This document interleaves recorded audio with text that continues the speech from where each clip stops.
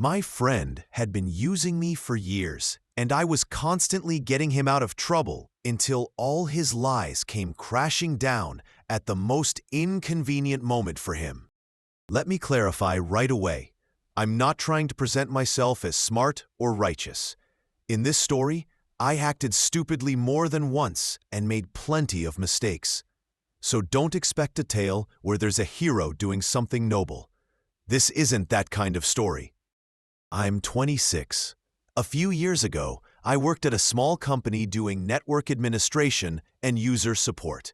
And by small, I really mean microscopic. For a while, it was just me, my boss, and his sister who did the accounting. Our biggest client was a local charter school whose entire technical infrastructure we maintained.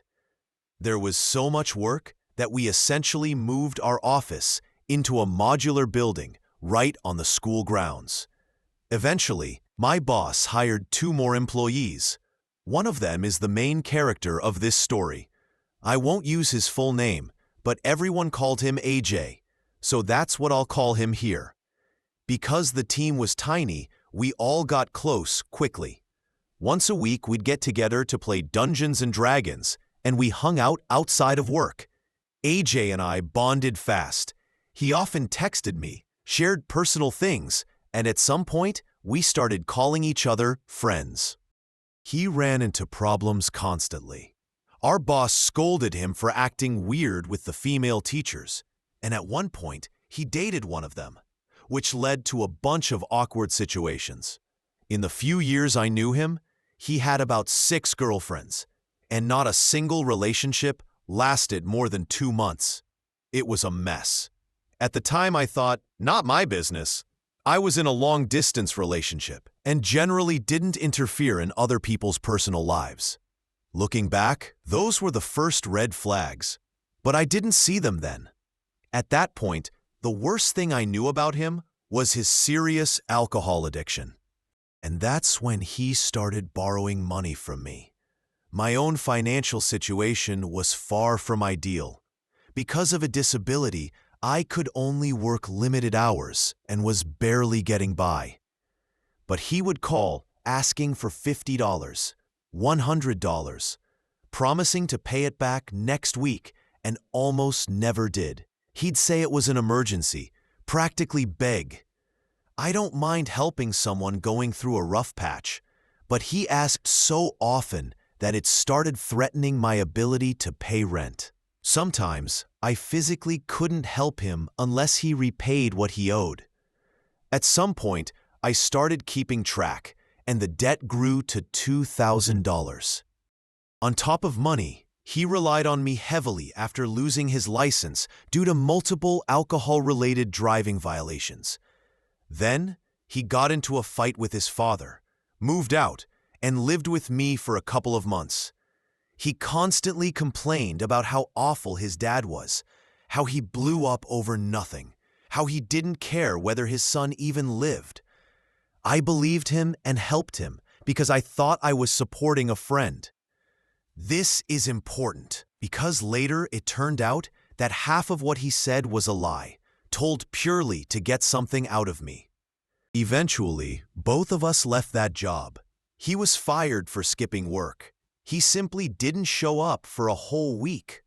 I quit a little later for mental health reasons I won't get into here. But we still stayed in touch, mostly because he kept calling. Occasionally, he did something nice for me. A couple of times, he took me on outdoor trips and paid for everything. And as someone who rarely goes anywhere, I genuinely appreciated that. At this point, you might think the jerk in the story is me, and there's a case to be made. But now we get to the part where his mask finally fell off. One day, I got a call from the local jail. AJ had been arrested, and he used his one phone call to contact me. The charge was domestic violence against his girlfriend, whom he broke up with shortly after. He insisted she started it, and he only responded harder, giving me a 10-minute ramble of excuses. I believed him then. He spent a couple of months locked up, then got out and came back into my life. At some point, he met my close friend, let's call her Belle. I'd known her longer than AJ, and we even dated briefly before becoming best friends. She's a huge book lover with fragile self-esteem, incredibly kind.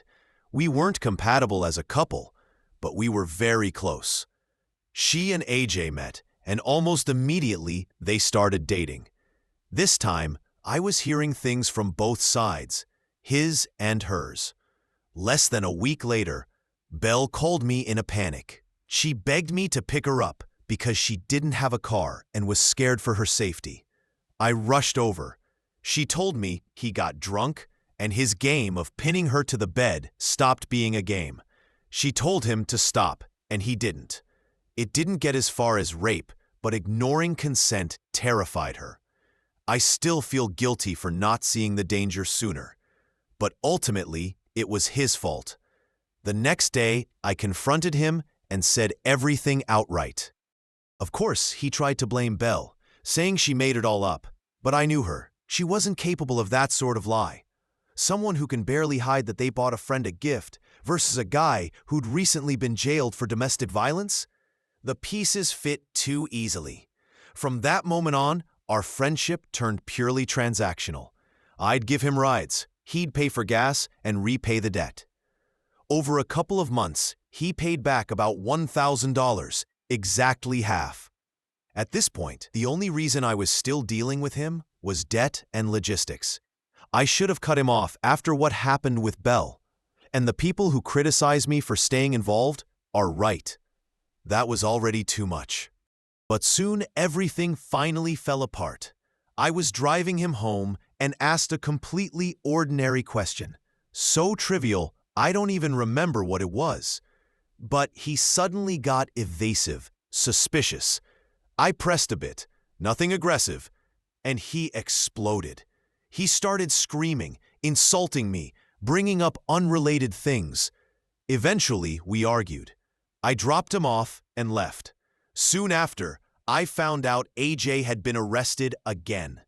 Piecing everything together, I realized he went home drunk, argued with his father, hit him in the face again, and his father called the police. This time, he also filed for a restraining order.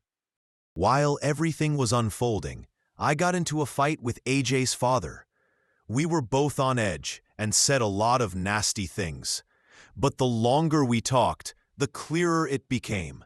We were angry at each other only because we both believed AJ's lies. Once we started comparing details, everything fell into place. He thought I was deliberately covering for his son and helping him break conditions that were supposed to help him with alcoholism. And I thought he was the main source of AJ's problems, the monster AJ needed saving from. Turned out it was the other way around. In the end, we found common ground. During the conversation, I learned a lot I had no idea about. I learned that AJ sometimes became physically aggressive toward his 12-year-old brother. I learned that he lied to me about why he needed money, and that most of the time he was just using me to buy alcohol behind his father's back. I learned he lied about having ADHD and not being able to afford a doctor, all so I would give him some of my prescription medication for him to get high on. I learned the truth about his previous conflict with his dad, one where AJ had been completely in the wrong. I learned that people in his life don't help him because he drains them of everything they're willing to give and never tries to change. All of this perfectly aligned with what I had already begun to suspect myself, but the full picture was even worse than I imagined. A few days later, he was released on bail. He tried to return home but couldn't, and ended up in a local shelter. He asked me for help again. That's when I wrote him everything I truly thought. He had nothing to say, only anger and accusations that we had conspired against him. In short, our last conversation went like this. Me, I'm not going to bail you out. This is your mess, you clean it up. I tried to help, and you lied and took advantage of me. Maybe when you face the consequences head-on, you'll understand. Or maybe not. But that's not my job anymore. Don't ever text me, even if you want to pay me back. I knew you'd leave me too. You're a traitor. A few days later, his phone number was disconnected. His father stopped paying for it. Since then, I've only seen AJ's father occasionally. He works at a local pizza chain, and I deliver for DoorDash. The last time we spoke, he said AJ was living in, well, let's say circumstances that teach a person why they shouldn't be mean to those who tried to help them until the very end.